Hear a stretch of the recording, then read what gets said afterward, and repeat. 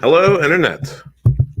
I am extraordinarily excited to be here this morning on Friday morning. I faked you all out by posting a poll in the community section saying that I needed to be in court this morning. And after trying to do this at 7 and it just not working, I felt too bad to not be here and do this live stream. So we are extending or continuing it.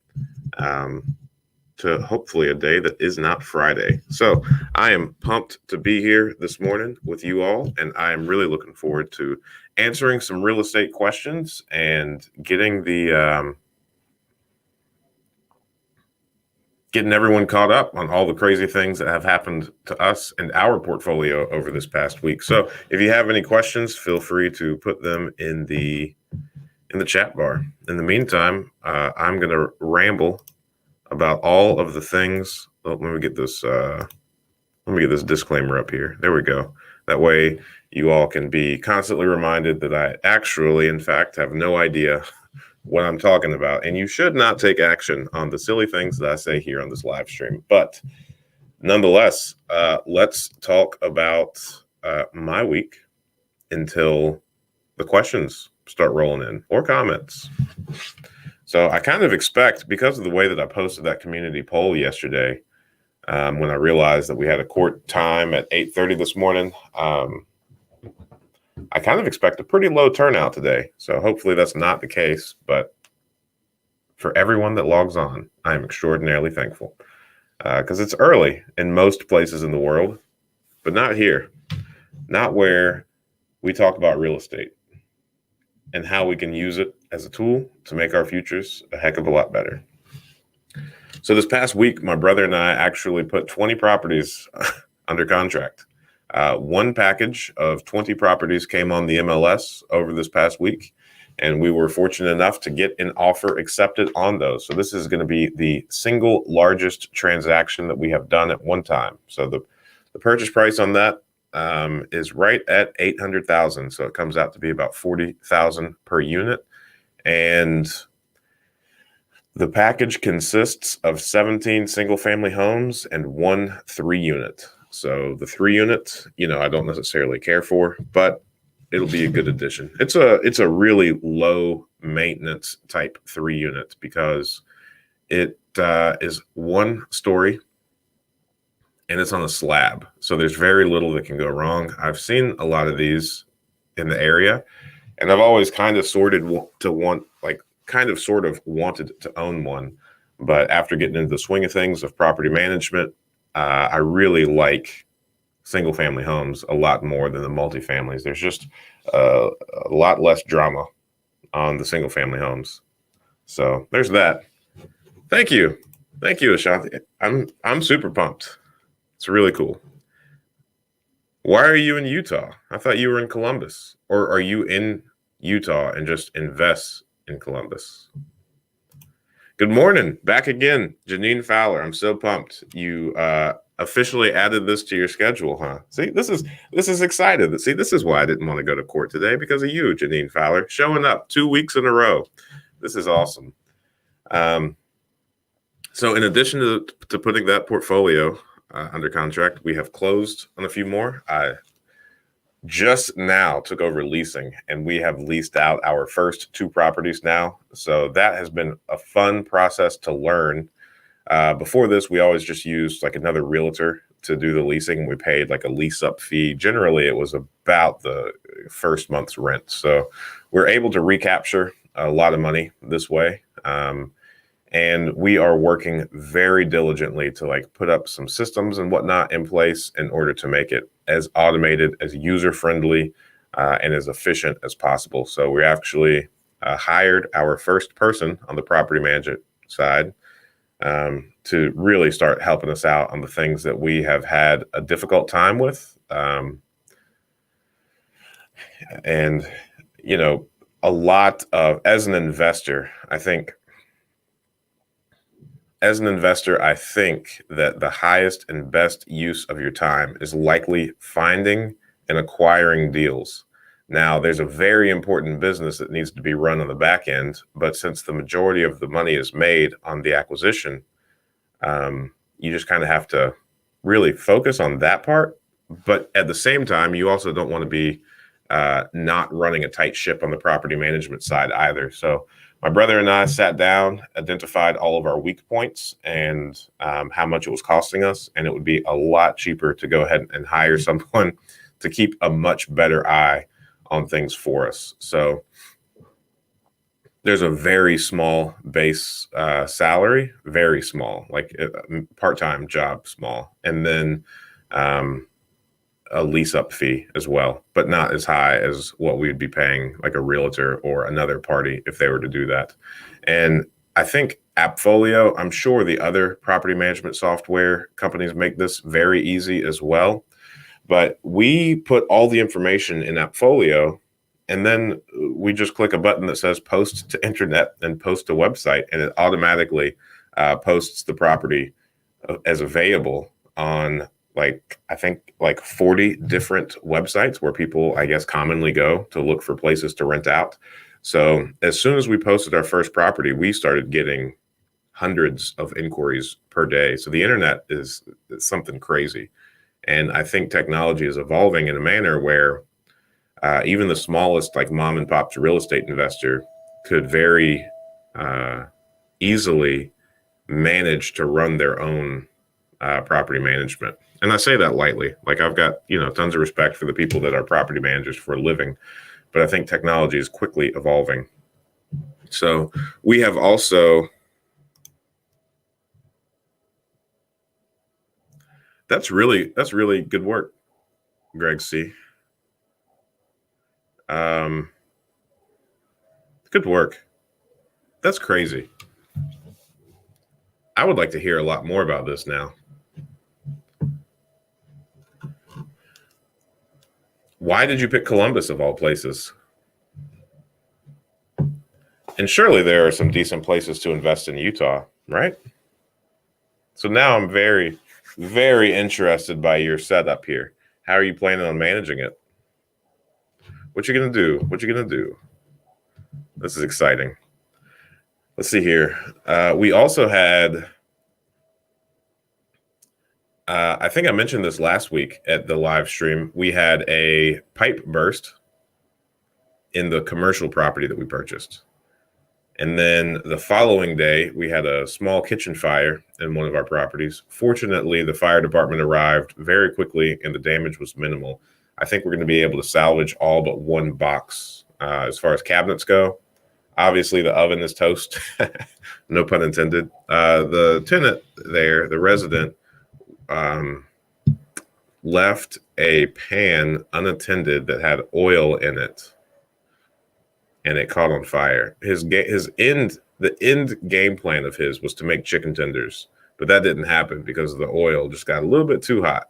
And then because it was a grease fire or oil fire, whatever you want to call it, another person that lived there did not know that and came and poured a whole bunch of water on it. And I guess that made it a lot worse. So we got a quote right around $5,700 to fix everything. And I mean, they did have a good renter's insurance policy, so it shouldn't be too much out of pocket on our side. We're going to go ahead and fix everything and get everything back up to speed. And then the other thing that we had was something else happened. Oh, two things happened, and it was very unfortunate. We had two of our residents pass away this past week. One was from an overdose, and the other was just from natural causes. Fortunately, both of those did not occur inside the properties. And I am learning a ton about how to handle those appropriately. So now you're all caught up on my week. So any questions that you guys have, feel free to go ahead and post them in the chat, and let's get this thing rolling. I'm really looking forward to seeing all the questions that are coming in. And let's see here. Is there anything else that I want to tell you about my week in the real estate investing side of things?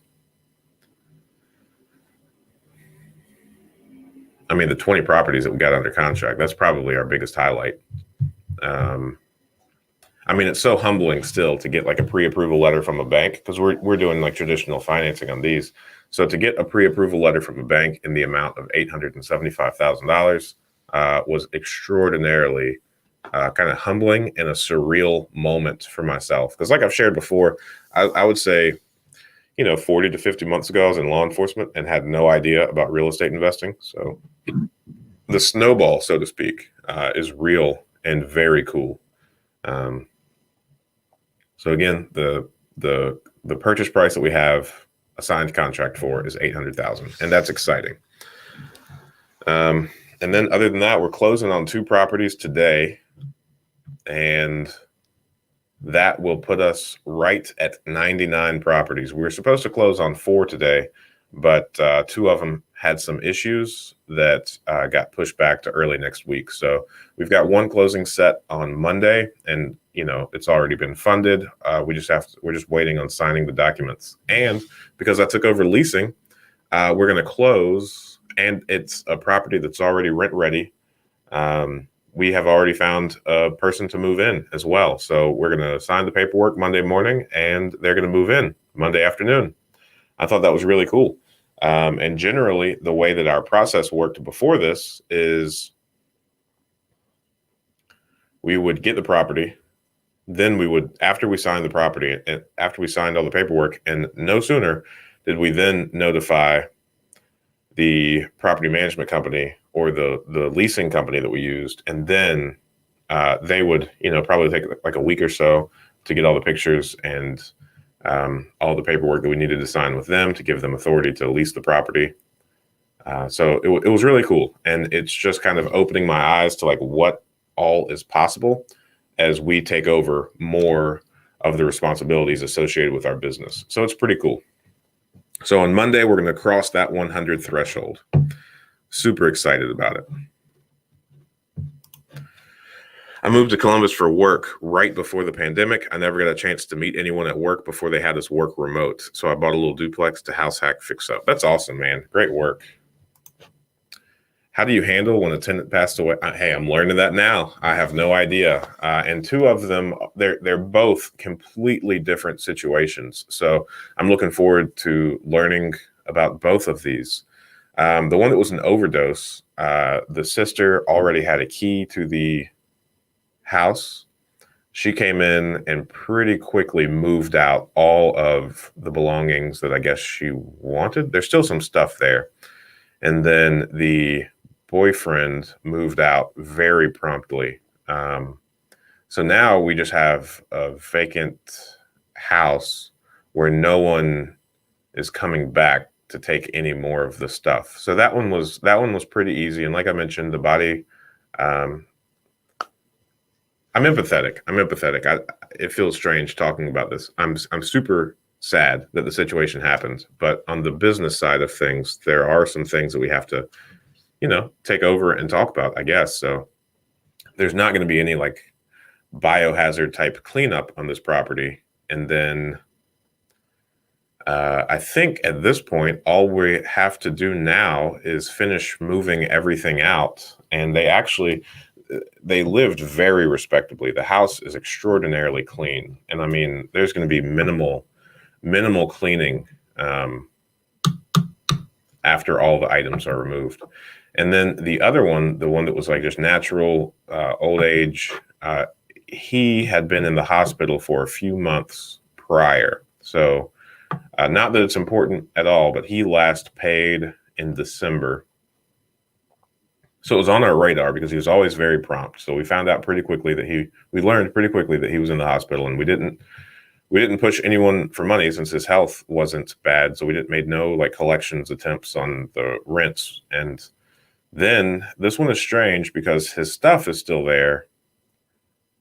But the family, and it seems like there's a little bit of a point of contention with the family on like who has the ability to go in and get the stuff. So there's kind of like the family is like, working inside themselves to figure out who actually has the legal authority to come get all the stuff, which I really don't know why it's an issue.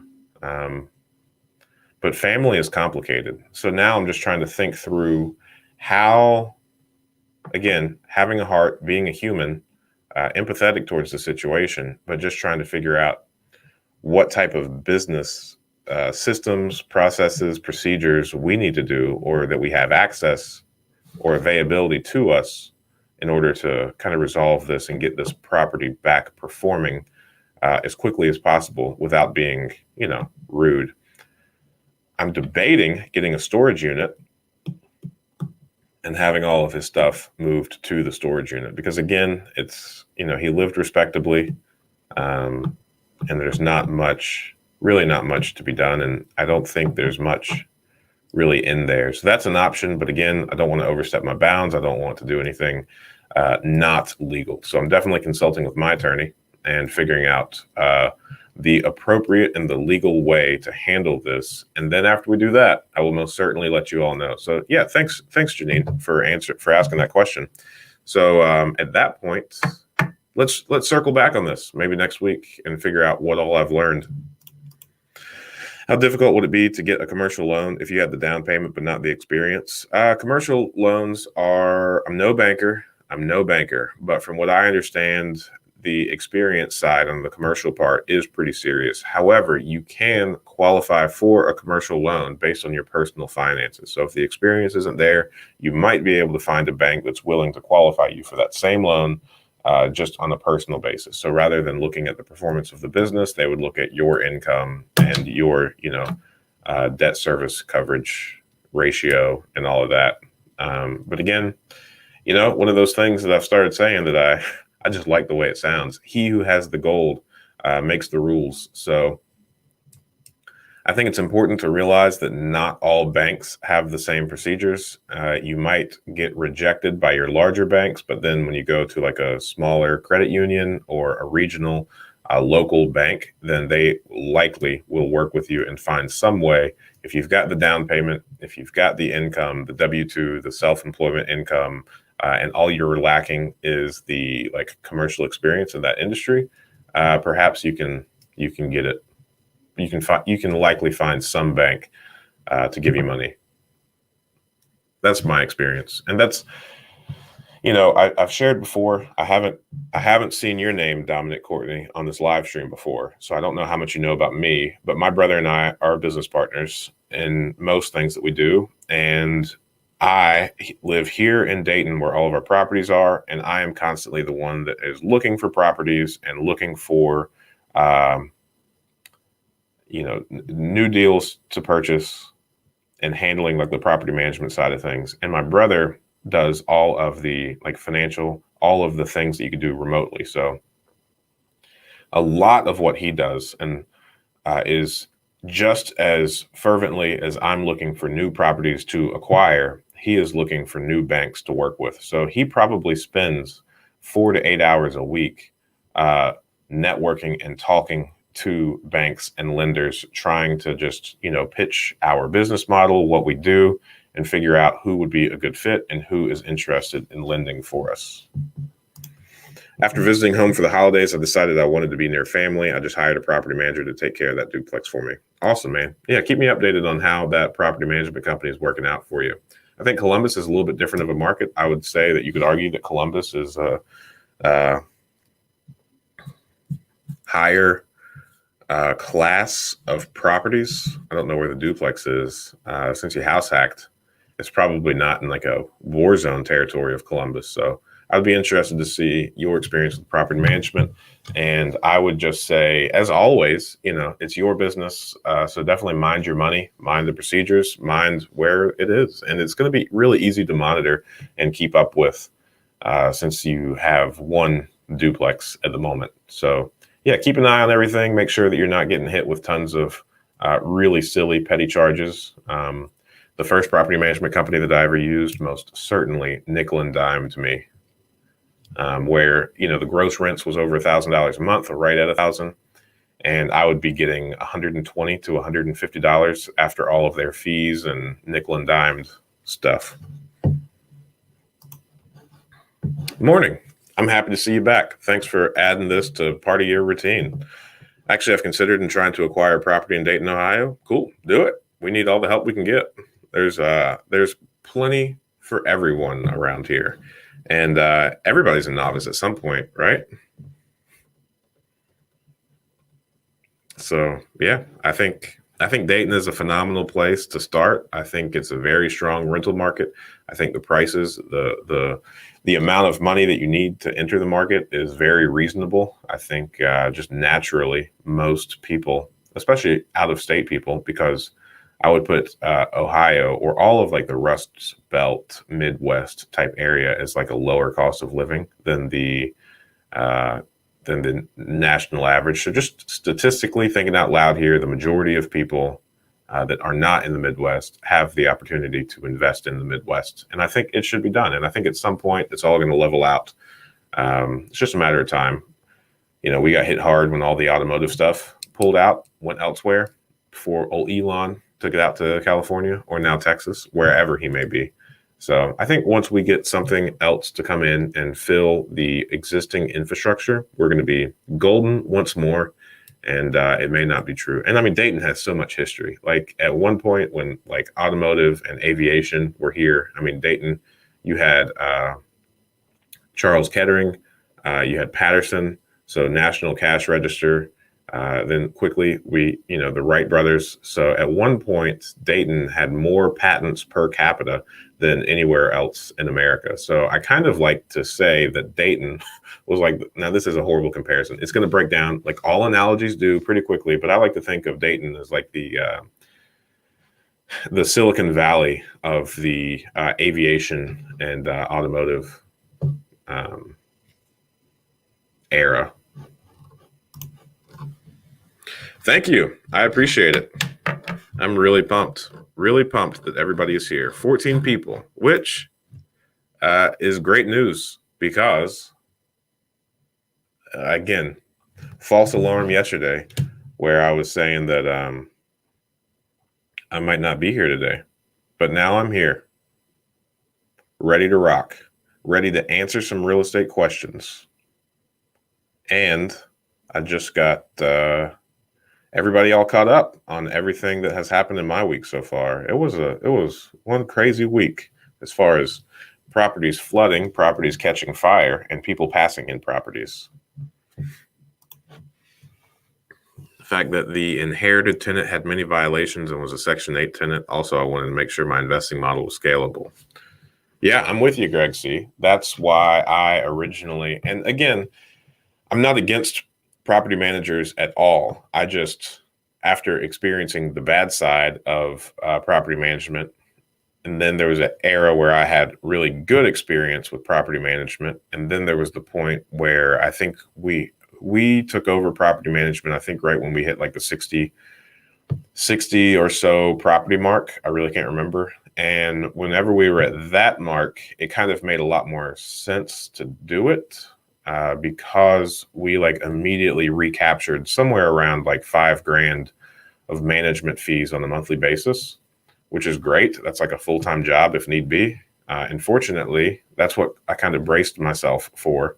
But hey, fortunately, it's actually not a full-time job to keep up with everything. So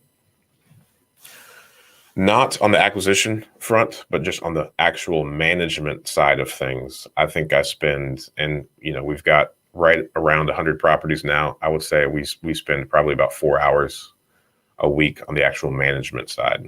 So handling work orders, answering residents' questions, and all of that. Now the deal acquisition side, that's probably closer to being my full-time job. We have a few Section 8 properties. I don't mind Section 8 at all. I think they serve a great purpose. I think they fill a good gap in life. But I don't. I mean, right now the market is so crazy that, and there's such a low inventory of homes to both purchase and rent that you post anything, and we have been renting out some properties even above the historical market rent rate. So the rents are on the rise at the moment. And Section 8, getting a property to pass all the Section 8 stuff, getting it to like screening the applicant still, and then doing all that stuff. It's not impossible. It's still really good, but it's a lot quicker. to put in just normal market people, normal fair market, free market. Well, I don't know what to call people that aren't Section 8. Normal? I don't know. Regular? I don't know. Yeah, more likely to do market rate tenants. Is that what we call non-Section 8 people? I don't know. I don't have a preference between the two. I don't have any strong feelings against Section 8. I don't necessarily have any strong feelings for them either. I'm pretty neutral to the fact. I think the feelings that are most strongest when I think about my properties and who lives in them is, are they willing to partner with me to keep the property in tip-top shape? I don't like deferred maintenance, and I don't like the properties being disrespected, because this is, my main avenue of building wealth. So I like to find people and make it clear that we are not interested in not fixing things when they break. So if anything needs done, let us know and we'll fix it as quickly as possible. And then the second thing that I have strong feelings about is that people pay. And that's about it. Other than that, I really don't mind. Do you have any advice for someone just getting started into an investment property? I'm still researching properties. I'm in Arizona, and most of the duplexes are in not so good areas. That makes sense. I mean, Arizona was developed at a different time. So I don't know. I mean, there are some areas where duplexes, 4 units, just aren't common. And I went to Arizona State for just a little bit. And when I was out there, I remember seeing a couple of duplexes in Phoenix. But then for the most part, I mean, in Tempe, it was pretty much all either larger apartment complexes or single family homes. Now, the single family homes were cookie cutter on slabs with some type of block construction, which likely make phenomenal rental properties, very low maintenance. But you're right. I think duplexes are probably going to be hard to find in some areas of the nation. I mean, I think the best thing that you could do to get started in real estate investing is educate yourself, because I think my favorite thing to call it is business tuition, right? So you either spend time and money on getting a formal education or educating yourself, or you can just do the whole ready, fire, aim type deal, and you're going to make costly mistakes along the way that you will inevitably learn from. So, some people learn on the forehand, some people learn in the middle of it, and it's often cheaper to learn on the front end rather than in the middle. So reading a couple of really good books on real estate investing, listen to some podcasts. The books will cost something. The podcasts are free. Hey, logging on here every Friday morning and asking me questions, that's free too.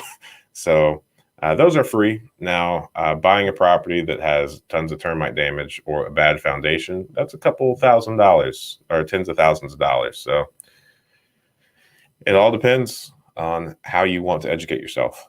I would advocate for learning on the front end. Whenever I realized that I wanted to start investing in properties, that was in the beginning of 2017.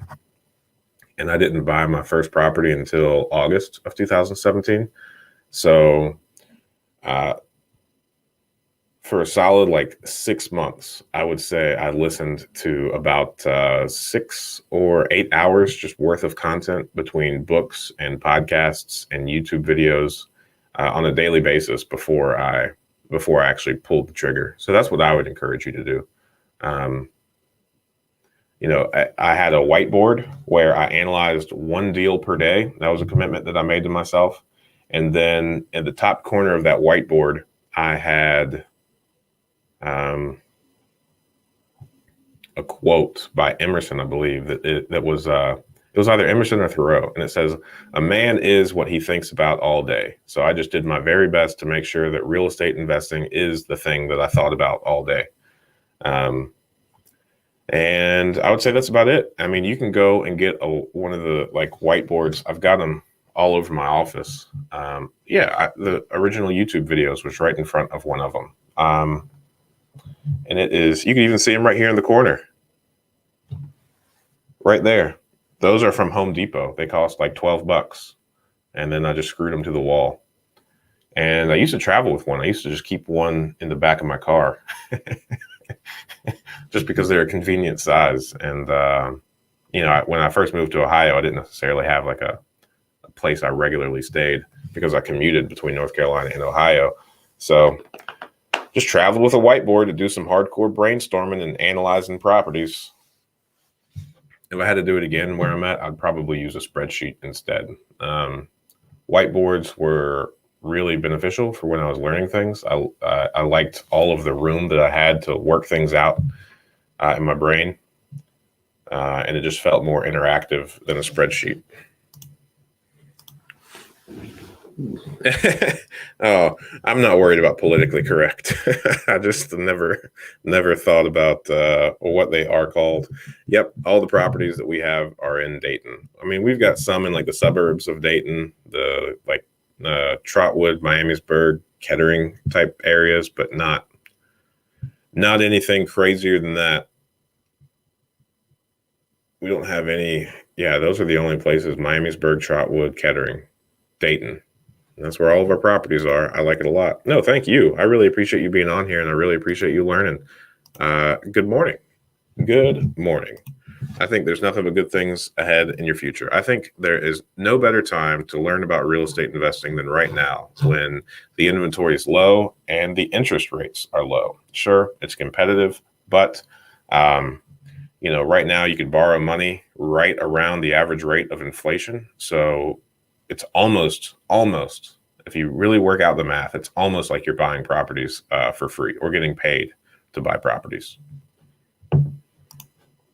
Man, I made it to the end of the comment section. Come on, you guys have questions. We got 12 people on here, which is really cool. Super thankful for all of you. Yeah, thank you for getting on here and asking these questions and helping me be politically correct. Oh man, let's see what else I can click around and find to tell people. So when I took over leasing, that's one thing that I did. I bought a 360 camera so that I could create virtual tours. And the way that we're trying to set it up is there's not going to be any in-person showings until after applications are submitted. And you can drive, before you want to fill out an application, you could drive by the property and you could take the virtual tour. And the reason that I did that is because a lot of the realtors, a lot of the leasing agents that I know, they spend so much time running around showing people the properties, and they either don't show up or, they sit at a house for like 2 or 3 hours doing like an open house. And, we all have the same amount of hours in a day, but I definitely, as I'm learning leasing, I did not want to kind of fall victim to that. So I tried to put up some safeguards. I was very interested in how it would turn out, because the application fee, it is like $50. And what we've been doing is, if we rent it out to one applicant and we have multiple, we have just refunded the application fee. And so far, we haven't made anyone upset, but we've only been doing this for about a week and a half. But the 360 tours are really cool. I like that a lot. And it's actually very reasonable. Meta Real is the company that stitches all the photos together, and the Theta V is the actual 360 camera that I purchased. So those are really cool. Are you trying to wholesale to me right now? Are you hustling to me on my own live stream? Oh, we're taking a break from buying properties after we got these 20 under contract at the moment. So right now our criteria is free. We need a property to be free right now. Other than that, let's see here. If I were to give you a real answer, when I started analyzing one property per day, the only thing that really stuck out to me after a while is if the market rent is 2% of the purchase price, then the chances of us being able to, just on a shorthand evaluation, us being able to pay for all of our expenses and have money left over we're looking at like a 99.8% chance that that's the case. So my rule of thumb that I just tell everybody is if I can rent it out for 2% of the purchase price, then I'll likely buy it. Sometimes we do a lot better than that. Sometimes we don't quite hit it. But for the most part, that's the rule that I like to do. And the purchase price includes the rehab costs. So the purchase price plus the estimated rehab, if I can rent it out for 2% of that, I'm a happy man. Happy man. Oh, what's up? Oh, I'm looking to move to another state and I want to house hack Virginia. How would you approach this and who would you try to connect with? I think that's really cool. I mean, that's what I did. I moved from North Carolina to Ohio, and then I got into real estate here in Ohio. And my game plan was I hit Bigger Pockets really hard. On Bigger Pockets, you can go to some sort of section of their website and put together, like a list of events, and you can just see local events for real estate investors. So I went to a lot of those at first. Some were worth going to, others were not. I joined all the Facebook groups that, like for me, my properties are in Dayton. So like anything that was Dayton real estate investors, I tried to join. Again, some are worth it, some are not. And then at the meetings, I did my very best to become friends with all of the people who were actively doing what it is that I wanted to, that I also kind of felt like was a genuinely good person. Because the last thing you want to do is regularly rub elbows with people that you don't think are genuinely good people, right? There's a book called How to Win Friends and Influence People by Dale Carnegie. That is, I think, a must read if you're looking to network with other people and introduce yourself to other people. I think just the biggest rule of networking and trying to advance your current position and network at the same time. I think human nature, because you have a goal in mind, you want to like take a lot from other people, whether that is resources, information, time. So, Dale Carnegie just really hits home. It's a classic book, but I guess in a nutshell, it's just make sure that you always give way more than you ask for. So once you meet these people, O or zero, make sure that you can figure out a way to provide value to them, like real lasting value that they would want or need. Don't just quote unquote pick people's brains. I really dislike when people reach out to me and ask to like pick my brain. That's I just don't like that. First off, I don't like that phrase at all. I don't want my brain to be picked. But also, it's like you just hear the mindset, because whenever someone says that, they want a ton of information from you and are likely going to provide you nothing in return. Not that it's even about that. It's just character traits of like-minded people. Boy, that was a long answer. I get carried away sometimes. I'm nervous. I'm just checking my phone for anything the attorney may or may not have said. Cool. I'm good. Yesterday I went to court too. That's right. I had a criminal charge. I mentioned it on the live stream a while back. I had to show up to court for a misdemeanor, a zoning violation. One of the properties, there was a couch outdoor. It was an indoor couch outside in the yard. And the resident, really cool guy, claimed that it was his outdoor furniture for like barbecues. But it also like snowed recently, and like it was a faux leather couch just outside. So I had to remove it. So the case was dismissed. I live to fight another day as not a criminal. A clean record still.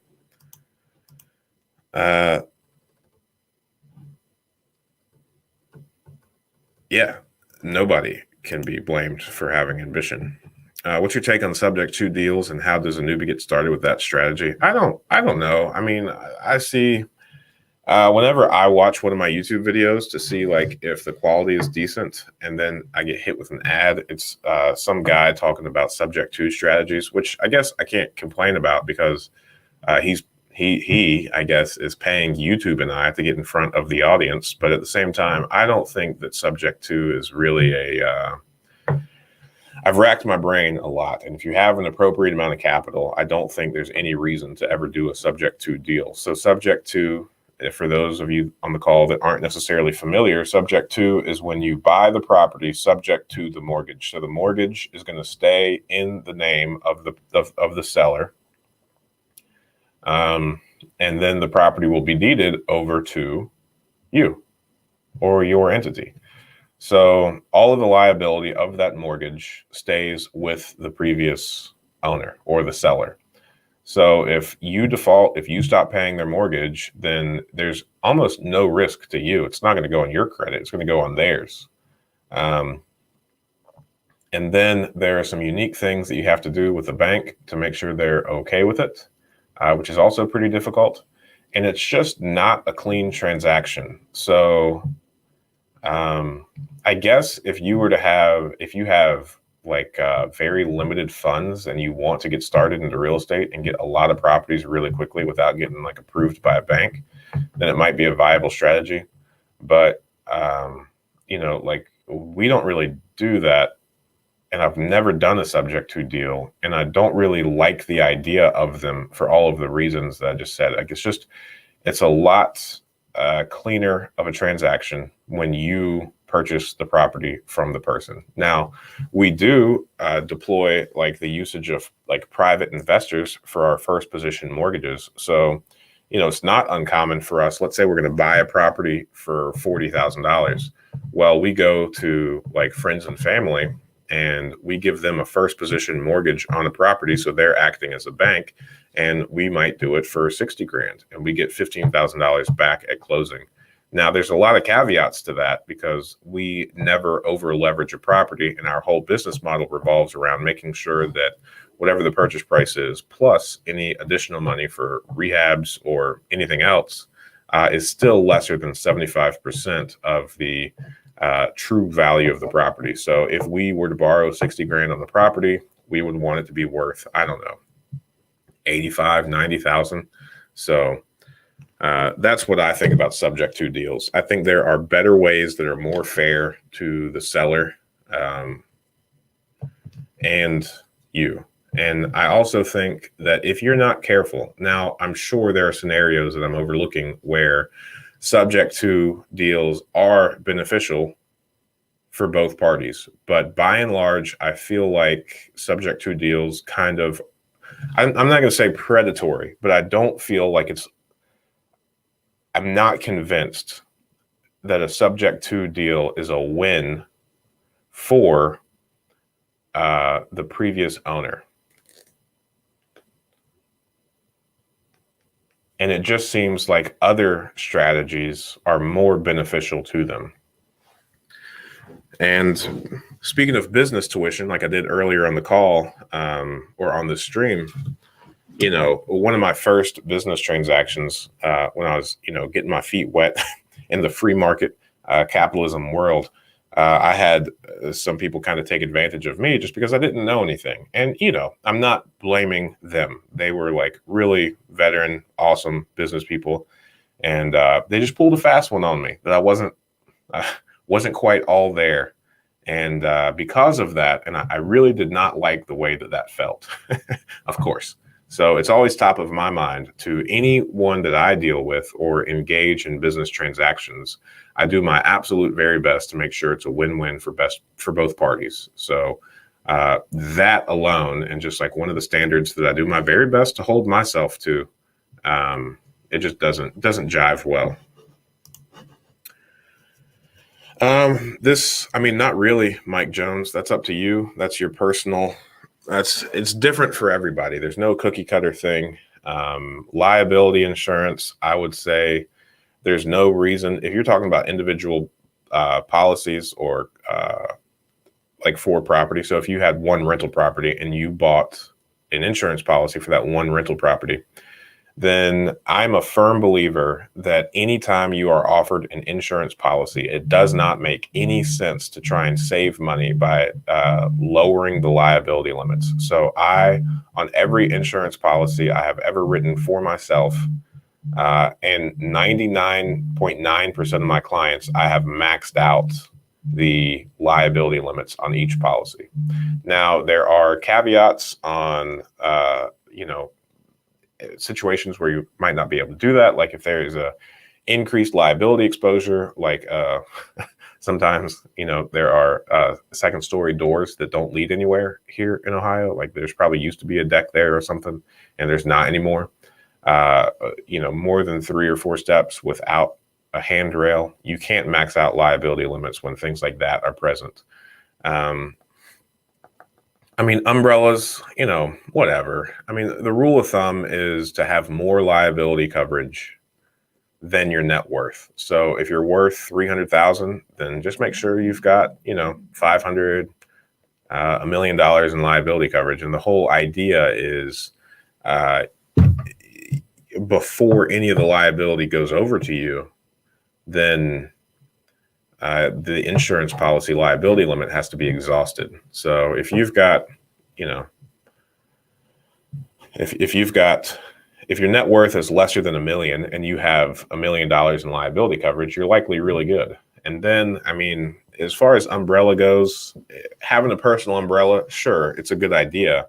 But also, I think if you were to get an attorney and an insurance agent in a room to figure out how to best protect their client, their mutual client, then I think the conversation is going to go something like this.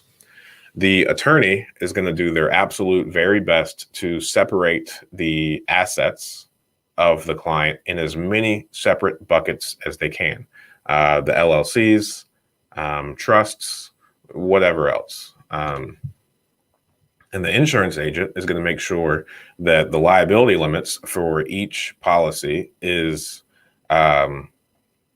greater than the assets at risk inside that portfolio. So let's say you have 10 LLCs or 20 LLCs and your net worth is $3 million. It doesn't make any sense to get an umbrella for each LLC in excess of $3 million. I just think that's overkill. The attorney did a lot of legwork to make sure that, the LLC, that is kind of its own umbrella into the assets, because in theory, the liability doesn't leak to any of the other entities. So that in and of itself is its own sort of asset protection. So you're not going to get one umbrella to cover all of these LLCs. You might be able to, but that would be on the non-admitted market, and it would be a little bit dicey. And probably a lot more expensive because of just all the risks and variables. So the rule of thumb, generally, commercial liability policies, about $500 per million. So if you needed a $3 million commercial umbrella, you're likely going to spend $1,500. So, it's cute to think about these things, I guess, but at the same time, if your net worth is lesser than $3 million, it almost seems like you're wasting your time getting too deep into things like this. That's just my personal preference. That's just my personal belief of this. I think people think it's cute to think about these things and spend too much time talking about these things, but it's one of these things that each and every individual person is going to have their own preference, their own risk tolerance, and their own comfort level regarding these things. So I've got clients that have 40, 50 properties in their own personal name and don't think twice about it. I've got other clients that have one LLC and, 40, 50 properties inside of that one LLC. And then I've got, these clients that are super paranoid, have zero risk tolerance, and recreationally wear, tinfoil caps, right? And they have a separate LLC for each individual property that they own. And some go as far as to forming a land trust for each individual property that has its own LLC as the beneficiary of the land trust. And you could just waste so much time and you could just live in so much fear over the what ifs. Now, I'm not saying be underinsured or unprepared or not think about these things. I'm just saying it's not one of my favorite things to talk about, despite this 20-minute rant I just went on about it. And I think a lot of people spin their wheels thinking about things that don't matter if you just get the right insurance policy and have the appropriate structure. I hope that wasn't feeling harsh or like attacking of you. That's not what I mean. You just hit a soft spot with me at the moment based on a bunch of other previous conversations I had this week, of which I didn't really feel like being a part of. Good morning. Sorry if I missed this and you answered. Project Firehouse and the mixed use building. This past week on Monday, we met with a architect and designer to figure out how we're going to fit a commercial kitchen in there. So I met with a fella that is really excited to put a Mexican restaurant in the bottom part. And I think that's going to do very well there. So I'm very excited about that. I really think we're going to have a lot of luck there with that Mexican restaurant. We got a quote for $50,000 to outfit the place with a solid FDA approved or whoever it is, health department approved kitchen. And then my best guess is we're probably going to spend about 25 to 50 grand on the exterior, the interior, and just making it look like a really cool Mexican restaurant. And also like making the parking lot just a little bit better, like resealing it and also building like a patio out front with a decent reinforced like a concrete barrier because it doesn't sit far off one of the main drags. But I think if we make it look very inviting, there's a very prominent restaurant like right across the street that is always busy. And we actually met there after we met with the kitchen designer, the restaurant fella and I. And there was one guy that was there. His whole job was just to bag up to-go orders. So surely, and that's like a chicken wings place. So kind of like a chicken wing sports bar type place.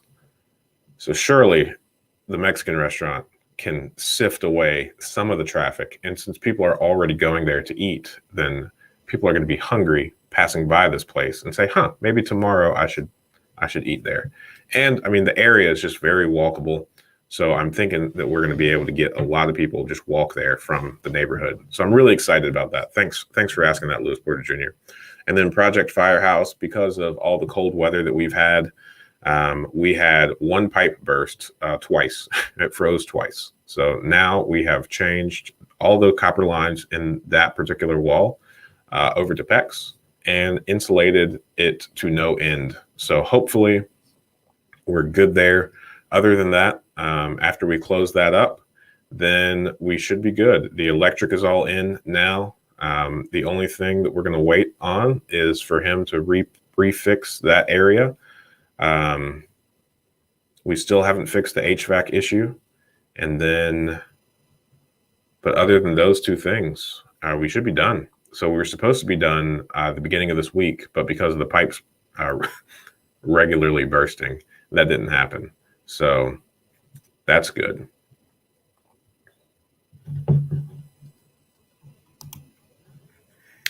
Yeah, man, I appreciate you. Super pumped. And we've got 21 people on here, so I'm really excited. No, I haven't. And I'm not interested in doing so. The only reason to use a land trust is for anonymity's sake. It's just a piece of paper that shows that, they own that property. And then on the back end, you can set a different entity as the beneficiary of that land trust. I think it's, it's fine. The value has to be reciprocated when trying to acquire mentorship or coaching. Absolutely. And I think a lot of people don't really focus on that ever. And I think once you do focus on that, it really sets you above and beyond everyone else because it's just a more overall pleasant interaction. A good notary. What a fun name. That's awesome. As I'm getting ready for work, thank you for your videos and knowledge with your transactions. Are you using a specific notary when needed or going through a service? Would that be valuable to you? I don't think so, because with all these transactions, they're all closed at title companies, and the title companies are the ones that get together all the paperwork. And most title companies, the people that close the deals, are notaries. So I think, though, it would be beneficial if you were like an out-of-state investor, or you closed it, like if you were in a different state. So my brother, he has to sign some paperwork every now and then, and he lives down in Jacksonville, Florida. So I think but I mean, he just goes to, so generally what he does is he will go to the UPS store, and he will, because there's a notary at the UPS store, and then he will just overnight the documents back from the UPS store. So it's like a one-stop shop. But I mean, I like it. I like the idea, but I've never been a notary, and I've never tried to figure out how to market a notary. And I guess you are a good notary. So I don't know how to help you with like marketing or trying to figure out or fill a void that real estate investors might have. I don't know. It is a really good price. Kitchen equipment is really expensive. Those commercial kitchens, those massive hoods, all of the, I guess like plumbing lines, ductwork, all that stainless steel alone, man. And man, he said something else when he was there, but we have to cover one wall entirely in stainless steel. So, and I mean, the kitchen is like the biggest part of any restaurant, I feel like. So I was pleasantly surprised when I heard that price.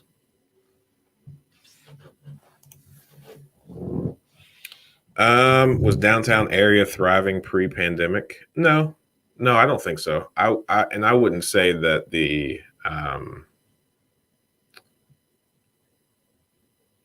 I wouldn't say that it has been thriving since a really long time ago. There's a lot of really cool construction happening at the moment. And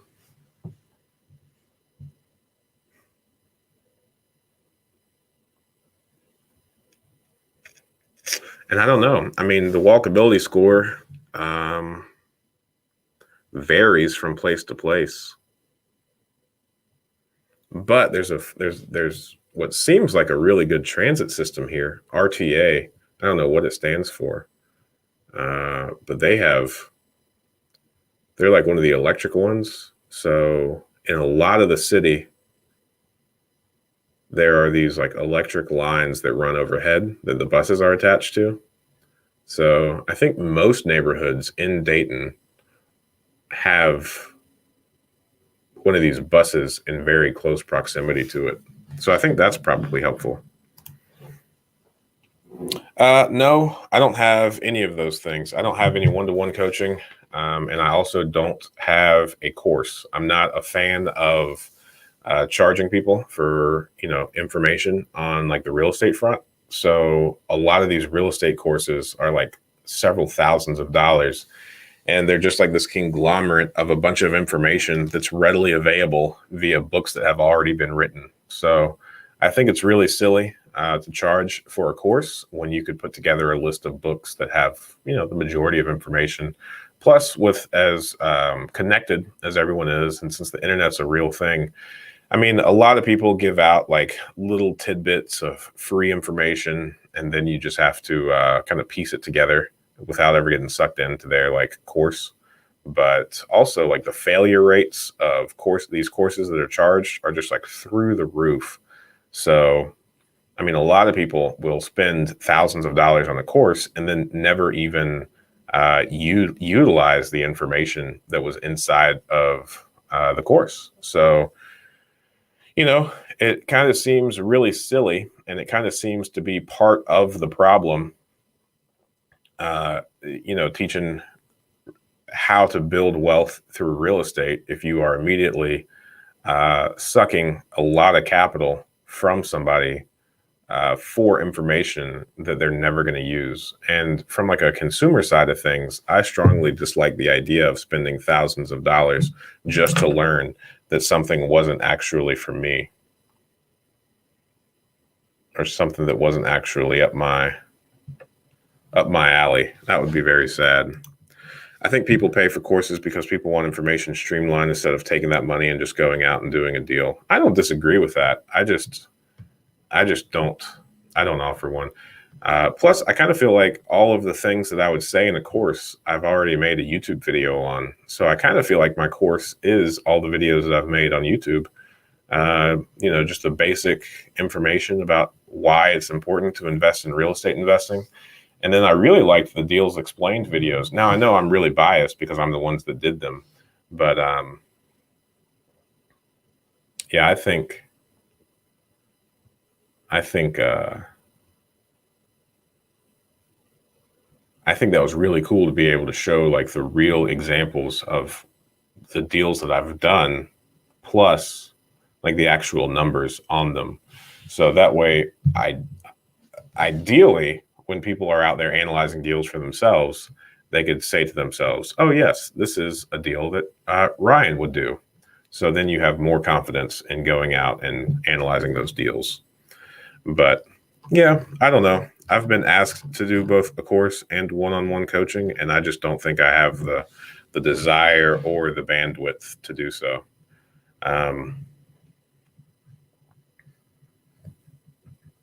We'll see.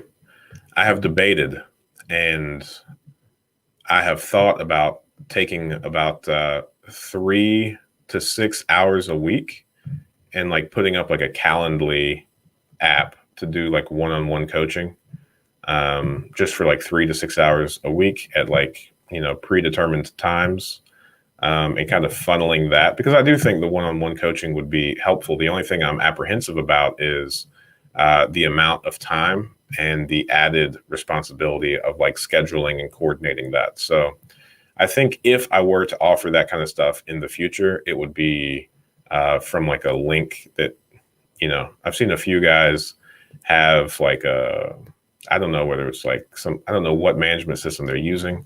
But you pay for however much an hour would be, and then you get an email with a link to like schedule your time. And I think I'm comfortable doing like 3 to 6 hours a week of that. But we'll see. I'm thinking through it. So thank you for asking that question. It has encouraged me, and now I will consider it a little bit harder. I'm also just getting back on my feet though, because of that baby. We just had our 4th baby, December 1st. So what is it? Almost March. Yeah, this is a decent time. I think if I worked for a corporation, I would still be on paternity leave. There you go. I like your style, Ryan Baker. I definitely think you are taking my course right now. Yeah. Thank you. Thank you, Dominic. This is the first time I've seen you on here. Is this your first time here, or have I somehow forgotten your name? I do my best to be a steel trap of all the people that have come on this live stream before. Thank you. I really appreciate it. Do the hard work and read. There are no shortcuts to success. The only place success comes before work is in the dictionary. Oh my gosh, Lewis Porter Jr. I'm so frustrated that you just made me. I should have read that to myself before I uttered those words. I hate those dictionary things. So silly. You're so silly that if you look up silly in the dictionary, it would be your face, Lewis Porter Jr.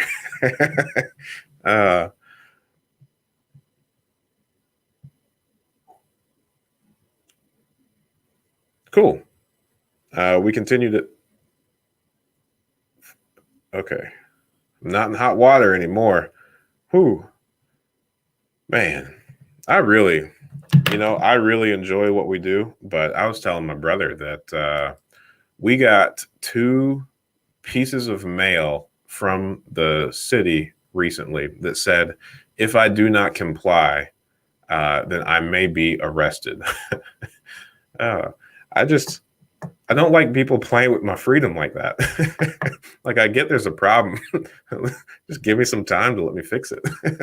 And one was over a couch. The last thing I ever want to do in life is get arrested over a couch. That would That would truly send me in like a really dark depression. All right. But I did pay $104 for a couch yesterday.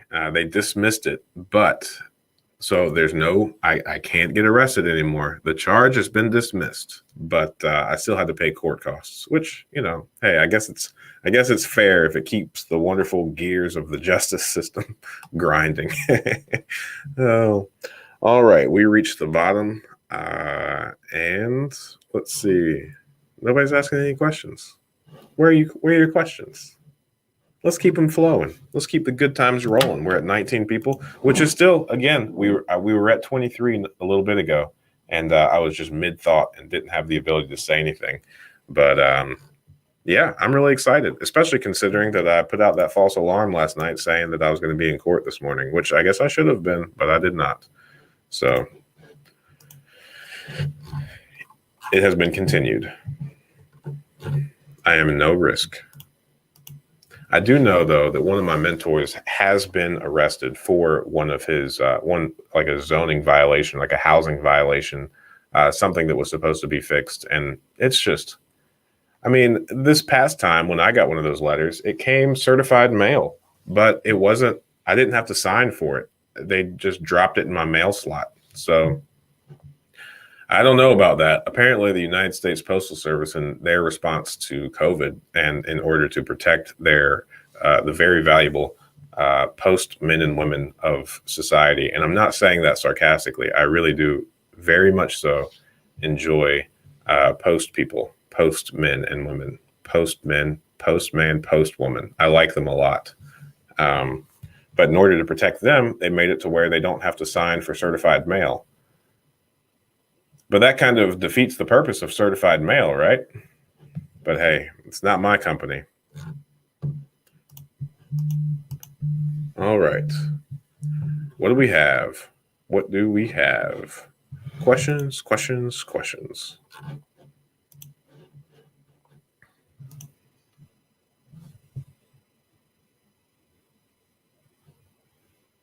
Who's got questions?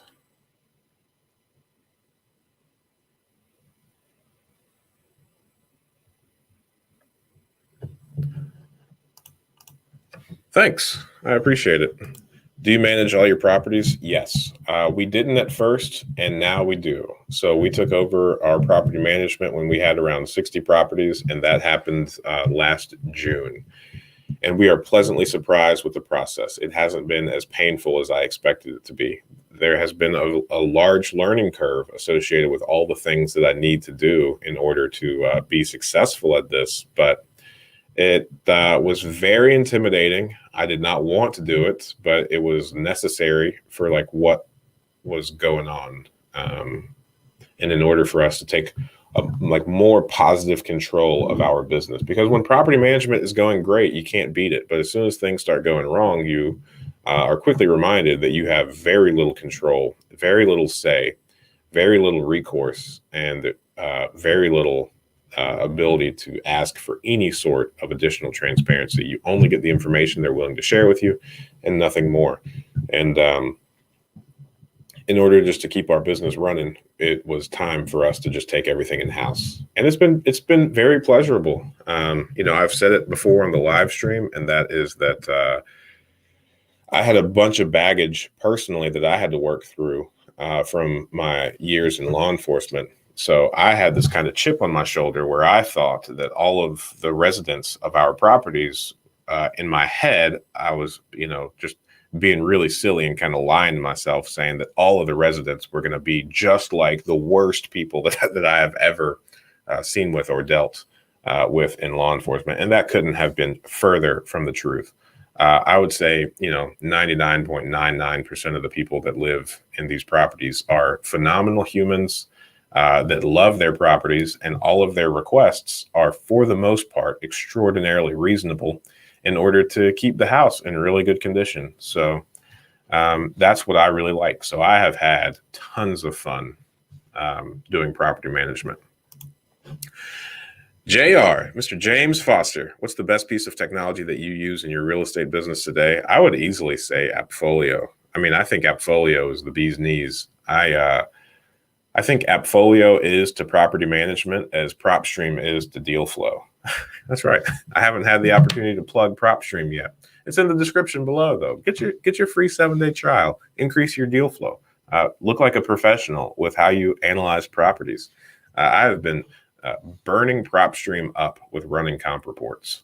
That has allowed me to really hone in exactly what I think a property is worth and what it will be after I fix it up. So yeah, link below for a 7-day free trial of PropStream.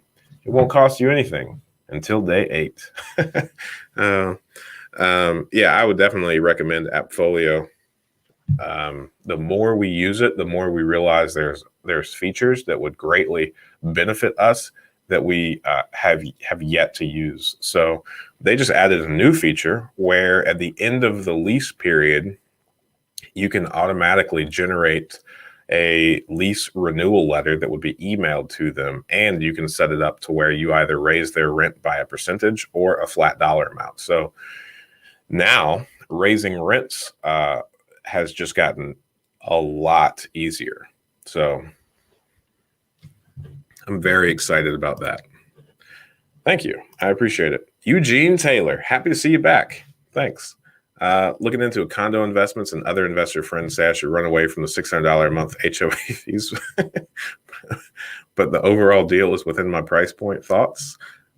My first thought is that you are in a whole different league than I am. I would never pay $600 a month for a HOA fee, not necessarily because of the fee, even if the numbers work, but because of all the things that I just said about property management and not having positive control over your own business.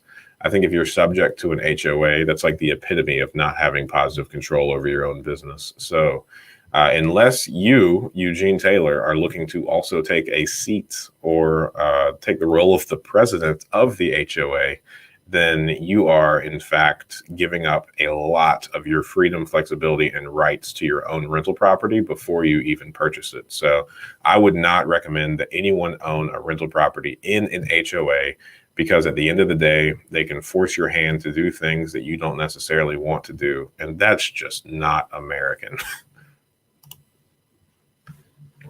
Or is it? Or is that the most American? What are your thoughts on buying rental properties within a self-directed IRA? I mean, you could do it depending on your age. Like, I liquidated all of my retirement savings and just went ahead and surrendered them so that I didn't have to keep up with all these silly rules that are associated with the self-directed IRA. I was like 26 or 27 when I decided to do that. So I figured I had 20 plus years to make up for the 10% surrender fee that I paid. But at the end of the day, especially if you factor in keeping separate books and all the time suck that buying properties in a self-directed IRA would be, I just thought in my particular position, at my particular age, it would be most beneficial for me to invest in properties outside of the retirement fund. Because if you really think about it and look into it, then real estate, the way the tax law is written, real estate in and of itself is almost the exact same thing as a retirement account. You can borrow against it, which is a tax-free thing. You can do a 1031 exchange to mitigate your taxes. Now, sure, all of these things are subject to change, but guess what? So are also all the rules in all these retirement accounts. So if I were in my 40s or 50s or even 60s, then I would not have followed my own advice and I wouldn't have liquidated my retirement savings. But where it sits right now, I am not a proponent of retirement savings. I think retirement savings accounts, retirement investment vehicles, government-sponsored retirement vehicles are by and large designed to keep the rich rich and keep you exactly where you're at working for them. There, I said it. I said it live on the internet. I'm happy to say more about that if you want me to, but we all have our own little quirks. We all have our own little holdups, and those are just mine. Good morning. I'm currently renting and the owner is ready to sell and ask if I'm interested in buying. It's a condo. Any input is appreciated. If you like living there and you can buy it on good terms, then by all means. We just bought a property or just put a property under contract from an owner occupant who purchased her property this way. And it was fun. I got to talk to her for quite some time and hear her story. And I mean, You hear about a lot of like lease to owns go really wrong. And a lot of times the people that are doing these lease to own programs will charge a ridiculous down payment. And, they have this whole thing like as soon as you're late once, then, the lease to own contract is voided and it's just back to a normal rent. You're responsible for all the maintenance. And there's just a lot of ways to be really sneaky and kind of predatory if you get the wrong person trying to push that program on you. So I would probably try and shy away from like the lease to own type deal unless you like seek counsel, which is what this disclaimer constantly says about everything I say, but legitimately find an attorney, figure out if it's doable, negotiate the terms if you can. If you're just going to go try and get pre-qualified with a bank to purchase the property, if you like the property, if you want to live there for quite some time, then without a shadow of a doubt, it's better to own than to rent. In most cases, I could see being a proponent of renting for quite some time. And I definitely think there is really good reason to rent at times under certain circumstances. But if you take your situation and push it out over 30 and 40 years and then do a 40-year math problem, you're going to have a lot more money available to you in 40 years by owning that property than if you would just regularly rent that property. Now, on the short side, if you do not have enough reserves or a high enough cash flow on a monthly basis to pay for all of the things that could potentially go wrong with the property, then I would be comfortable arguing the fact that renting would be better than owning until you built yourself up enough financially to be able to own. And at that point, I don't think it would ever make any sense to rent. Unless, of course, you were like, I guess I can't sit here and go through all the what ifs. And that's probably why I go on such long rants. But unless you were like moving somewhere for like 1 year for work and then you'd go back, I wouldn't advocate for buying something then. That would just seem silly. Do you think PropStream is the most accurate technology out here as far as systems? I've heard a couple of other things. I don't understand your question, really. I think PropStream is probably the best way to get an extraordinary amount of information on a property as efficiently as possible. I don't know what all use cases other people advocate PropStream for, but I know personally when I was looking for pre-foreclosures and foreclosure information, I would spend hours on the auditor's website and the county recorder's website going through all the documents filed against, and the clerk of court's website, the owners of that property and that particular location. Whereas PropStream will aggregate all of the data from all of those sources and it puts them in one spot. So I think PropStream has saved me hundreds of hours of looking up things.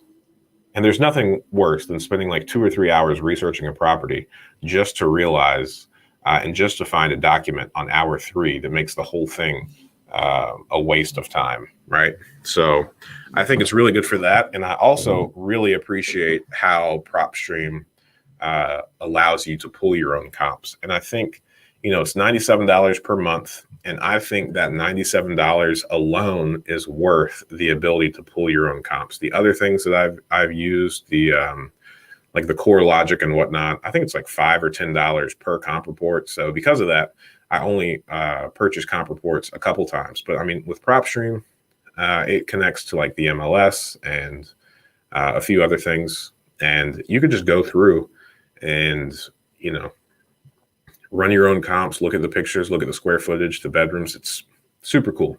I agree that PropStream is the most efficient and the best way to find pre-foreclosures, research foreclosures, find contact information for properties that you're interested in purchasing after you are just driving in neighborhoods and find a property that you're interested in, especially with like the feature where you can just like click on properties as you're like going through the GPS. You don't even need to know the address. And then I also think it's very effective for investors to pull their own comps apart from realtors. That's my opinion on prop stream. All the new things. Move out and buy a house hack if your life situation allows for it. That's a really good idea. That's probably in. Yeah, that's a very good idea. Good job, Ryan Baker. I've been away for a bit, so congratulations on the new addition to the family. Thank you. I'm so excited to see you back here, Alicia Blanchard.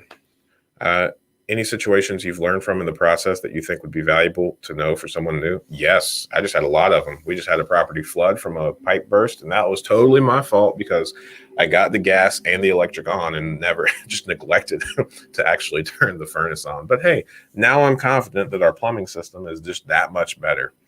And then we had a fire on the property, and then we had 2 tenants pass away this past week, and not inside of our properties, but just and now I need to go through and figure out how to handle those. But this past week has been full of situations that I would love to talk about once I know more about how it's handled. So fortunately for the fire, the renter had renter's insurance, which is going to cover this. So that's great news. So we're really not out of pocket for much on that one.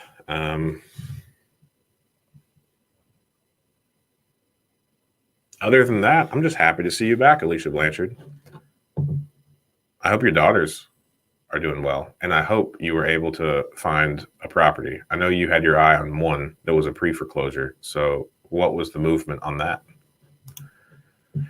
Cassandra Young just got here. I'm currently looking into a foreclosed property and was sent to the list of repairs on a single family. An estimated $15K of foundation work too much? I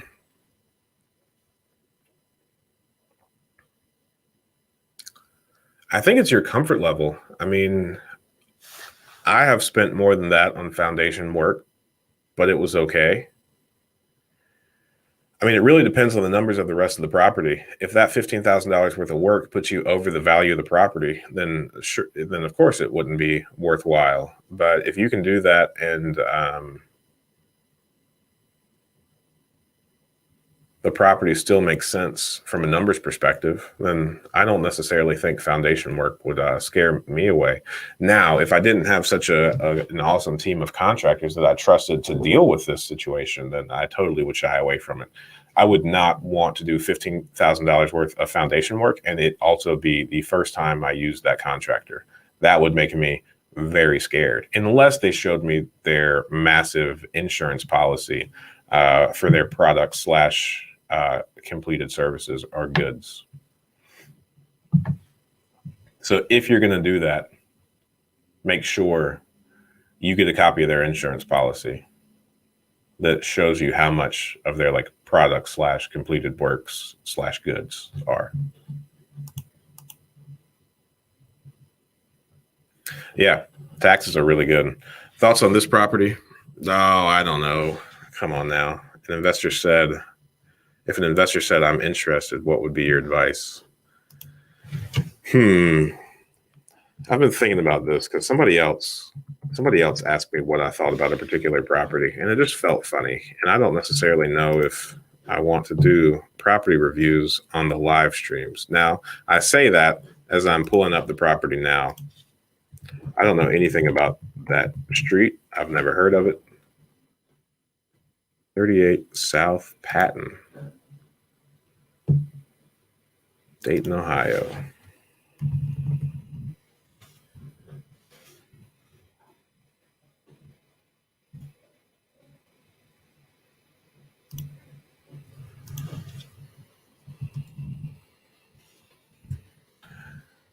I'm not finding it.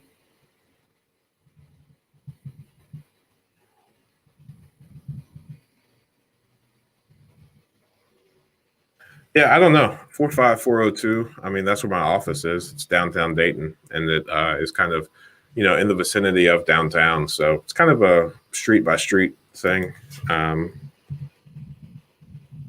think you can answer the other parts of your questions, though, regardless of whether I do or do not see that street. And that is that your next step should be running the numbers and making sure that however much they want to ask for, is a decent. So South Patterson, that makes more sense. Let's see.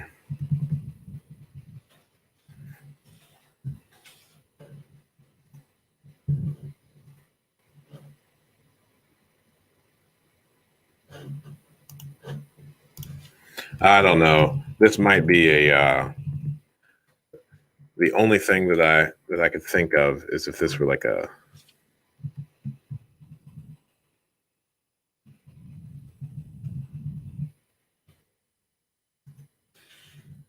I don't know. South Patterson Road. South Patterson still doesn't even show up. I think you're pulling my leg.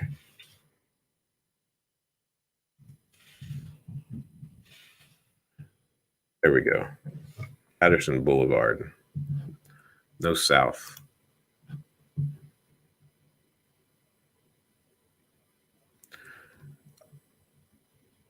Oh, okay. Yeah, my brother and I looked at this property. It's in the Oregon district. So it'll be a great property for somebody somewhere, but we weren't interested in it. I think they're 1 bed, 1 baths.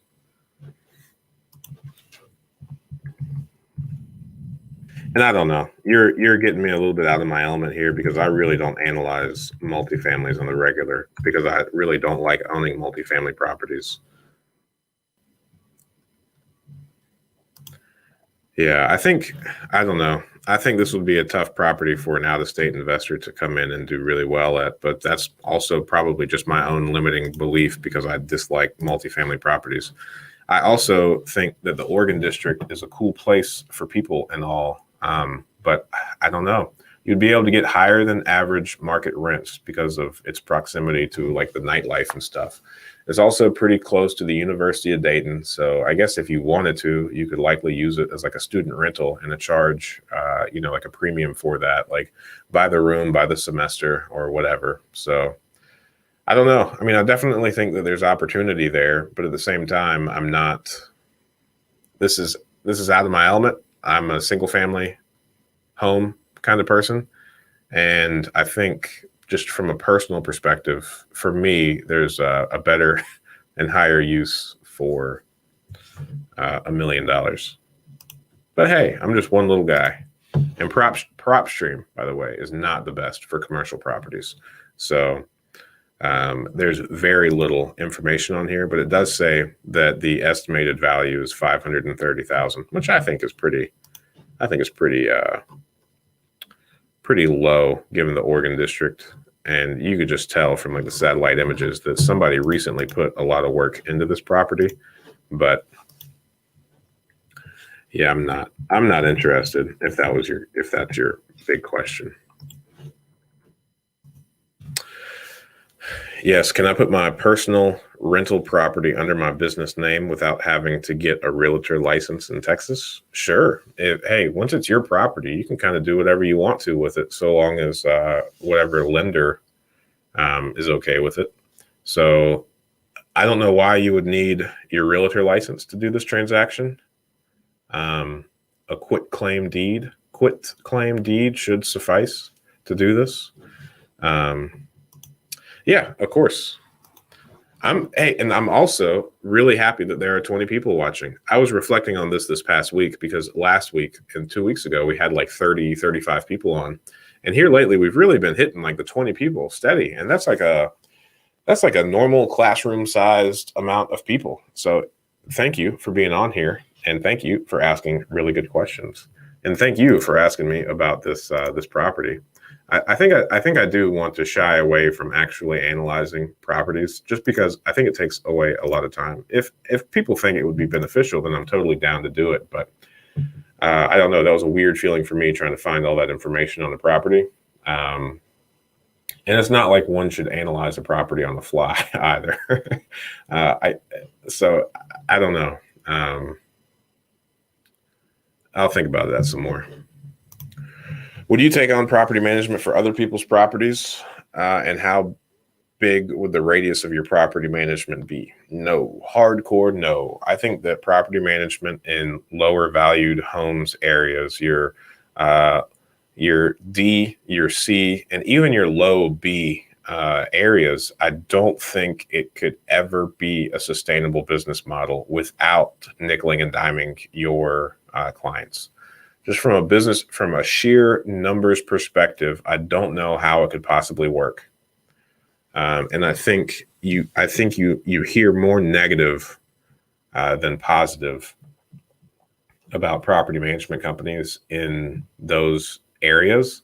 And I think it has a lot to do with the fact that it is a numbers game. So if you are renting a property, or if your property is rented out for like $600 to $700, and let's say you charge 10% management fee, well, that's like $60 or $70 per month. So how much energy, time, and effort can you really give that property in exchange for $60 to $70 per month, right? So let's say you yourself are doing it. So like me, and let's say that I was valuing my time at like, let's say $25 an hour or $30 an hour.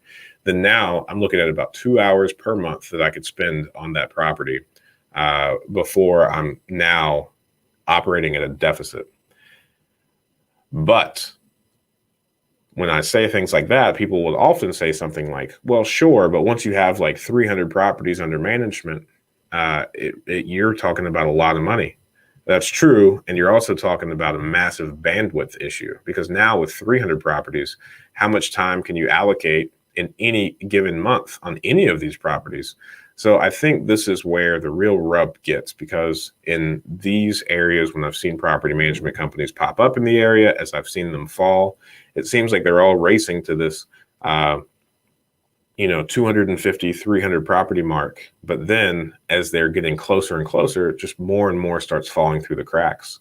And I mean, then, let's say if you hired somebody else to pick up the slack, well, the business still has to make money in addition to that employee. It can't break even off the employee's work.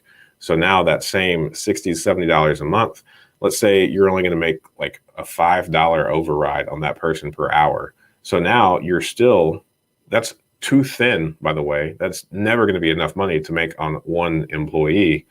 But then you're still going to have that same exact bandwidth issue. So then the way around that is charging overrides on the repairs, maintenance, and coordinating the properties, or having like a minimum service call fee. So like that first property management company that I have mentioned that I had a horrible experience with, they charged like $45 each time they had to go out to the property, which makes sense. But now you've got an angry owner. And, there's this fine line when it comes to property management of, yes, the owners are the ones that allow you to have a business, but your products are the residents. So you have to please two people for the price of one. And even though now you have to kind of deal with like twice as many people to make, the same amount of money. It's a very strange dynamic that I'm not necessarily comfortable with. And the people that have been property managers for several years that disagree with that, then I would just love to learn about your business and how you actually make money without paying yourself a below average type wage. So I also know that some people say that property management is always a wash and the real money comes from being the main realtor for investors and making the most amount of your money for commission. But now you're talking about breaking even or losing money and losing sleep and dealing with tons of frustrations just as a means to retain your investors so that they use you for transactions, which also seems very silly. So just from like a mathematical, how to build a scalable business perspective, I think managing properties for other people is a losing game. Joseph Wilson, good morning.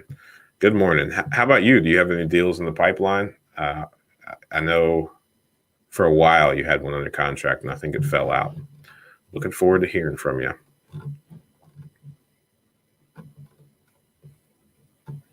Well, cool. We have once again hit the bottom of the comment list. So if you have any questions, comments, concerns, Let's talk about them. I've got about 30 more minutes before I need to stop. I do have one appointment at 10:30 that I could not schedule what I thought was late enough to give this live stream how much time and energy I truly love giving it. So looking forward to hearing.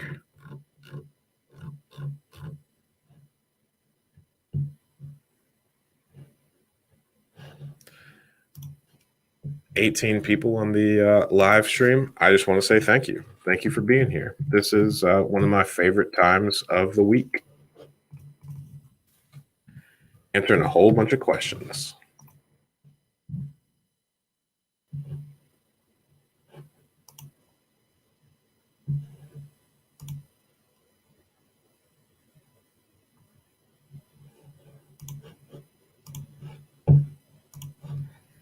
Is it possible to use a 203K loan for a foreclosure? Yes, so long as there is access to the interior. So the biggest issue about using loans on foreclosure properties is the only time that you can do it is when you have access to the interior, because the bank's going to want to do an appraisal. So they're going to need photos of the exterior, which is easy on all properties, and also photos of the interior. So I think 203K loans are most commonly used on foreclosures when it's a HUD house. So if you are looking on like the HUD home store in your area, then it's likely going to mention the fact that it's eligible for a 203K loan, which is really easy because, you know, the FHA, they own the property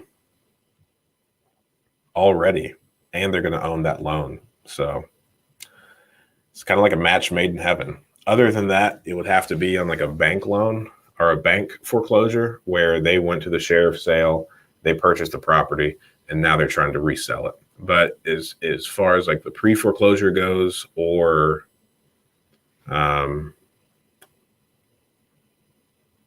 the foreclosure is actually in the court process, during both of those times, you're likely not going to have the greatest of access to the interior. So it would be a tough uphill battle.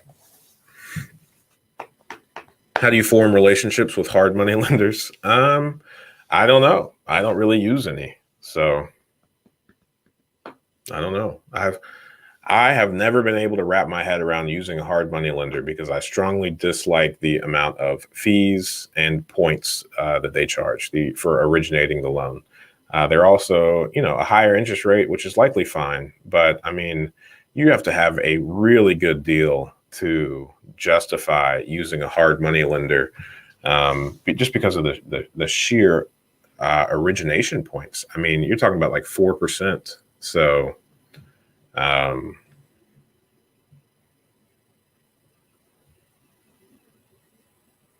that's just tough. Now I could see it if it's like a flip.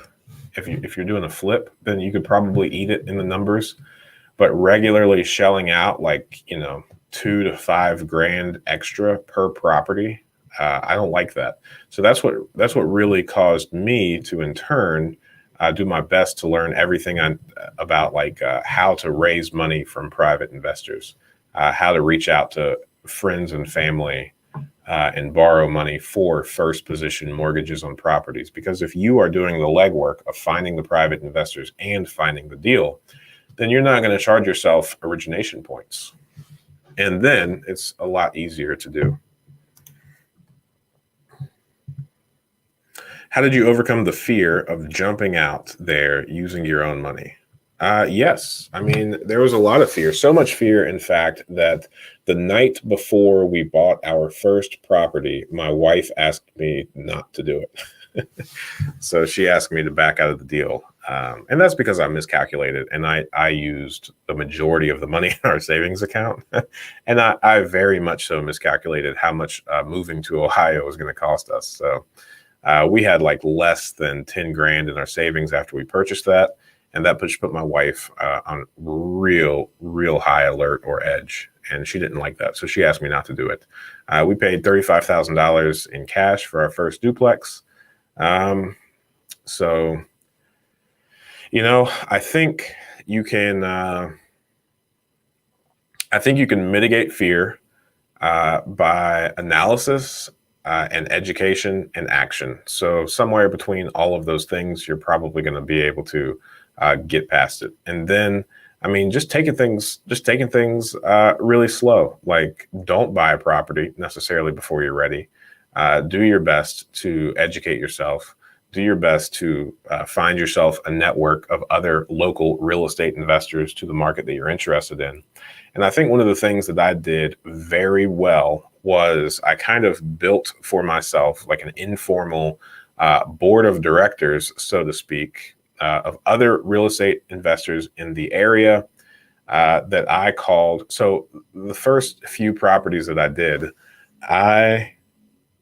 each time before I put a property under contract, each time when I was analyzing a property that I truly wanted to purchase, I called a handful of local investors and got their opinions on the price, on the condition, on the area. And they were nice enough to really walk me through a lot. And some caused me to back out of a lot of deals. I have one gentleman where each time he tells me that an area is no good, I pull the plug. I do not buy in that area. So I would say just creating for yourself like an informal board of directors of people that have what you are attempting to build. I think that is the surefire way to kind of overcome fear, because you have guidance and you've got the comfort, authority, and like affirmation of people who have been there and who have done the things that you're trying to do. Yeah, man. Thanks for hopping on, and enjoy Utah. Thanks for waking up way too early to hang out with me. Earlier in the call, you mentioned that one of your properties had a fire and the tenant had renter's insurance to cover the cost. Do you require your tenants to have renter's insurance? Yes.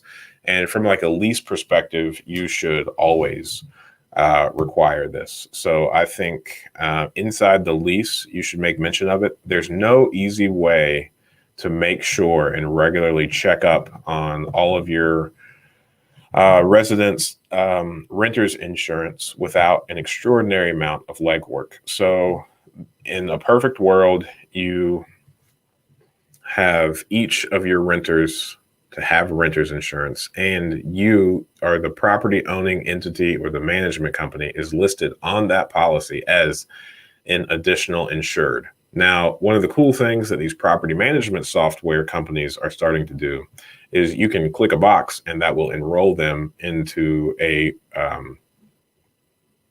it's not renter's insurance, but it covers damages that renters do to your property. So it's a master policy of which either the property management company or the property owner is the like the holder of this master policy, and then other like the residents are all scheduled as like, I don't want to say additional insured because they're not, but they are, I guess the properties are enrolled in that program. And so long as the resident is at fault for the damages, then that policy pays out.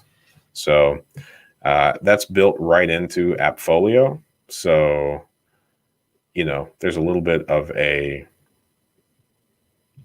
like ease of use factor there. So then, like as soon as I buy a property and it's already occupied, then I technically increase their rent in their eyes by $9.50, which is the part of the renter's insurance. So on a monthly basis, the owner of the master policy pays for the policy. So regardless of whether or not the tenant does or does not pay that $9.50, our company still pays it. And then we recoup the costs from that. So it's a pretty good program. And then I always tell everyone that I am more than happy to remove the $9.50 charge for landlord liability insurance, is what it's called, if they give me a copy of their renter's insurance with me listed as an additional insured. And as of today, that has not yet happened. Tax sale is the same thing. And it really doesn't matter like what kind of situation the property is in, so long as you have access to the interior.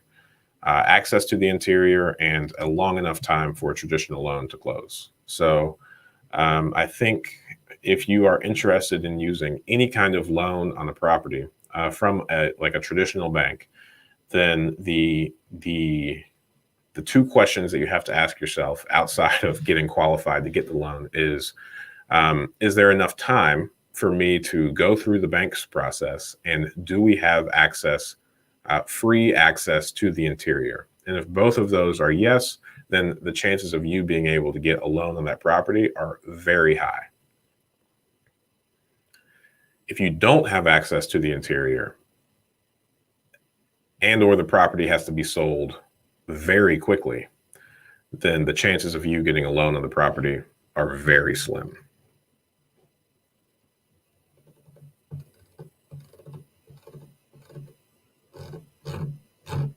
Bottom of the comment section. What you got? We're down to 16 people, rapidly dropping. Not really. Been pretty steady. And still very thankful for all of you. Let me close some of these tabs out and plug PropStream one more time. If you haven't gotten your 7-day free trial yet, we'll get after it. Get you some. Other than that, I've got about 15 minutes left before I need to call it quits. Get over to this place at 10:30.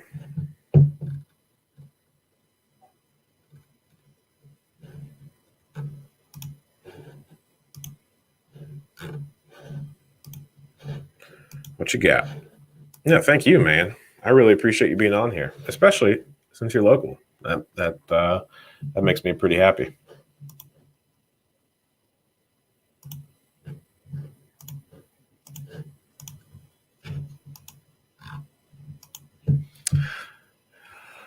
Well,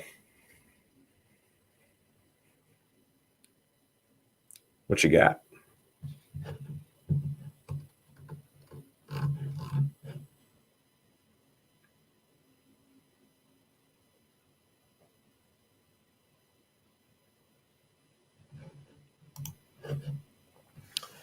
What would be a reason you would not purchase a property to add to your portfolio? The area and the numbers not working. So sometimes we're offered properties and I don't like the area, so I decline. And then other times the numbers just don't work, and the people that are selling the property just want too much for it. So, I mean, the goal is to have a lot of equity, especially if like a property is distressed. So, I mean, we pretty much buy all of our properties at about like 60 to 70% of the market rate. That way we have, 30 to 40% equity in the property, so that we never have to come out of pocket any of our own money. So, especially when people are selling like distressed properties, if you don't watch them, sometimes because at one point they hit the crossroads of, do I want to take the time to make all of the appropriate repairs on the property and then sell it? And generally you find the answer to that by saying, well, if I can get $30,000 more for the property and it's going to cost me, substantially less than that to fix it up, then the answer is likely yes. But if you're not careful, if somebody determines that it's like $30,000 worth of work needs to be done, so I'm going to take $30,000 off the price, well, that's a no-go in my opinion, because I'm not going to buy a property and put $30,000 in it and have $0 worth of equity at the end. I have to have some sort of like meat on the bone to make it worth my time. If it's not worth my time, then it would be irresponsible for me to do it. Carl Hicks, hey man, I'm really pumped to see you on here, and I owe you a text message. I'll get you today. When I pay cash for my first single family home, how difficult is it to pull my money out via a bank loan? Not at all, man. It'll be very easy for you. So long as you're able to qualify for a normal bank loan. I mean, it's not hard at all. The things that would make it hard is if for whatever reason the bank didn't like your your debt to income, or you recently changed professions or careers or something like that, that would make it very difficult. And then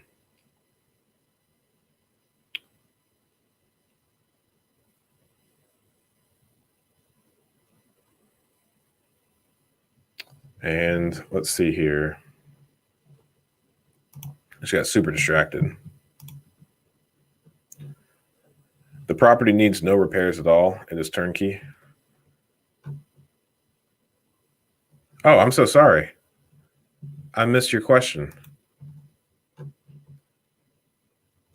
What question did I just answer?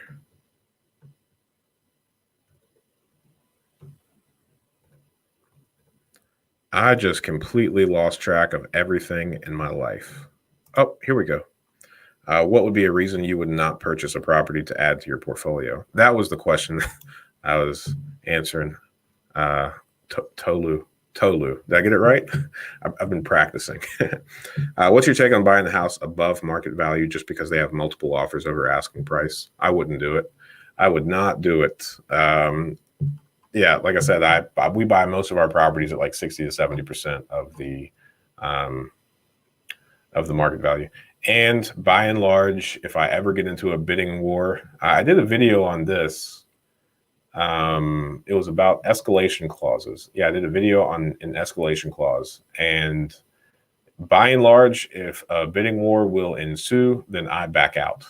I set my parameters by the use of an escalation clause. But I would never go over market.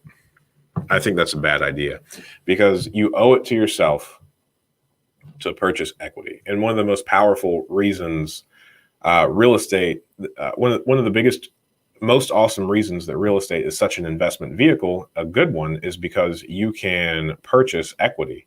So you have the ability to buy a $100,000 house at a discount because of someone else's extenuating circumstance for like 50 or 60 grand. So I don't know anybody that would sell you $100,000 worth of stocks for 50 grand, right? So you instantly increase your net worth by however much equity you have on the bone.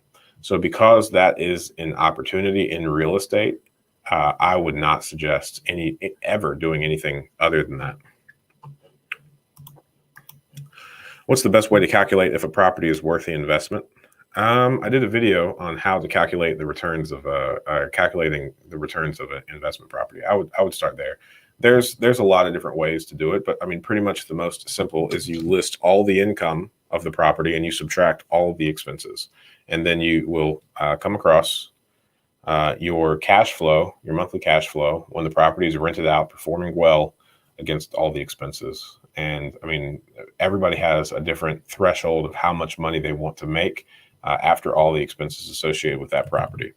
And you should, of course, also include some sort of earmark for something. Let's see here. What is a 203K loan? That is a federally backed loan that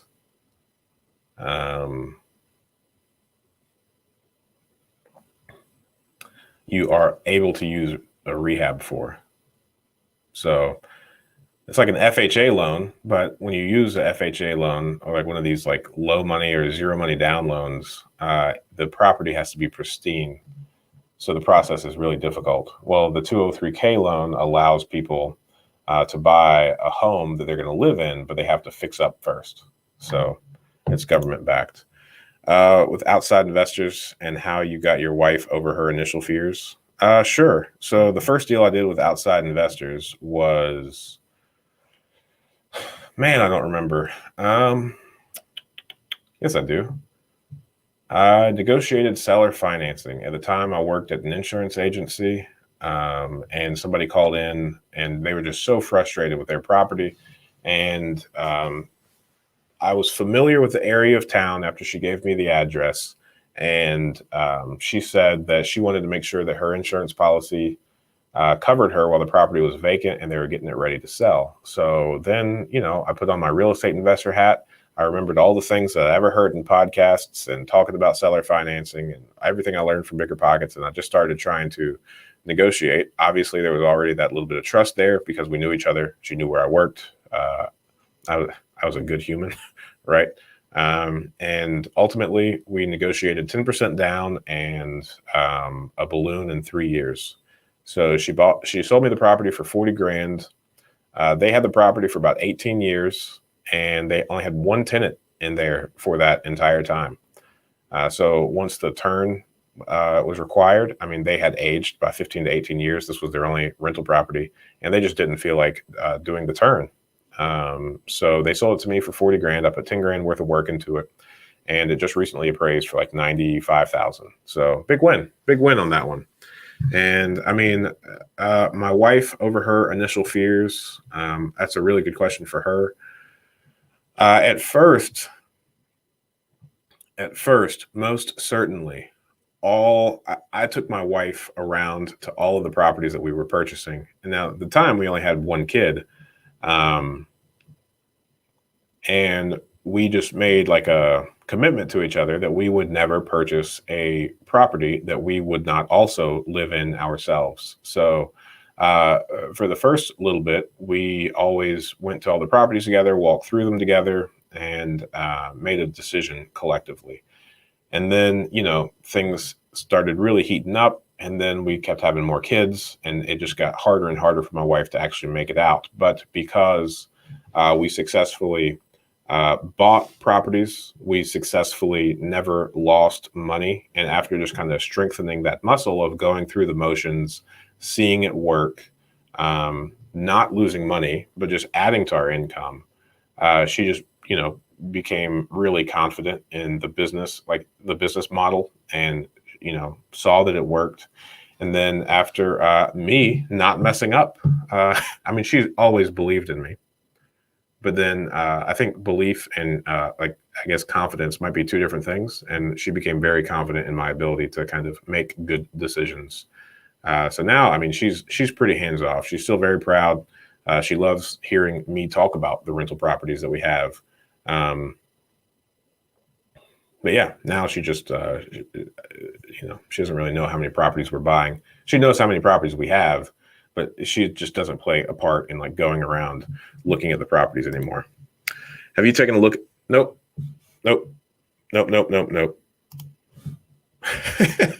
Okay.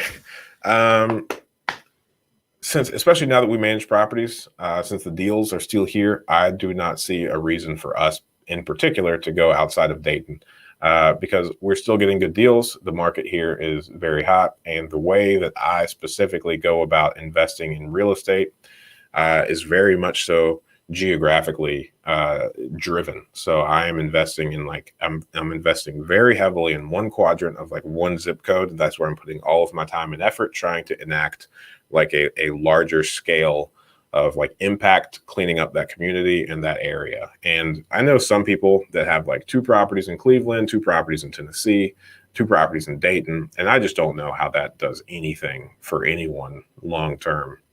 I mean, the hardest parts about real estate investing, apart from managing the properties, like the leasing, the turns, the contractors, I just don't know how you could effectively do that at scale if you don't have enough properties in one location to keep contractors busy, to really deepen those relationships. So, I mean, real estate is very relationship driven. I've got about 3 minutes.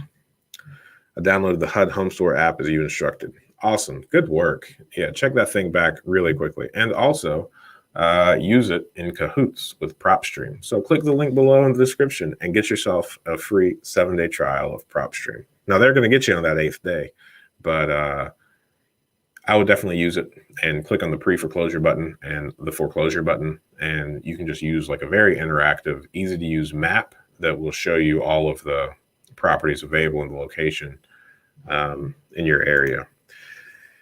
No. All right. Oh man, I need to check my attitude. You guys are really this. You know what? I knew this was going to happen at some point, and that's that. Everybody's going to start asking me questions at some point, and I just don't know the answers to. So, I don't have a television. I don't keep up with the news. I don't know anything that Biden is or isn't doing. And I mean, no disrespect to Biden. I had no idea of anything that Trump was or was not doing. I don't keep up with anything politically. I don't keep up with any news whatsoever, really. So I also do my very best to never worry about anything that is outside of my control. So whenever they are talking about doing something, it's not like the government is known for their agility or implementation of things quickly, right? So there's no real need in me even putting any thought into what someone will or will not do, since I'm not on the political landscape or have any say in whether something does or doesn't happen until it either happens or doesn't happen, right? If it doesn't happen, then all of the time I spent pondering what I would do if something happened was in vain. And then, because I'm a small business owner, I do have the ability to be very agile and quick. So I don't really worry about it, because I will find a way. And I mean, I think if there's any doubt, or if you think that one action is going to cripple something, I mean, I would rest assured in the fact. I did one video called like the recession proof mindset. And it's just like, pointing out the fact that if people still have needs and businesses can still exist, then the entrepreneurial spirit has the ability to thrive. So sure, you might have to pivot a bunch, but you are still going to be able to be equally successful. The chat is definitely delayed, maybe a minute or so. Yeah. I don't know. I was just being funny because I don't like when free trials hit my credit card and I had intentions of canceling them. So I don't know when they're going to charge you, but I would be prepared for it to happen on the 7th day, probably. But I also think there would be some communication. In order to do the free trial, I definitely think you have to put in credit card information. Could be wrong. I could be wrong. But I would check. Yeah, check that and let me know, because then I'll change my speech. All righty. Well, I am going to skedaddle. I appreciate it. And next week, Friday morning, 8 a.m. Eastern Standard Time, I will see you here. Thanks. And thanks for all the questions. And Mr. Carl Hicks, I'll be in touch with you soon, buddy. All right. See you guys.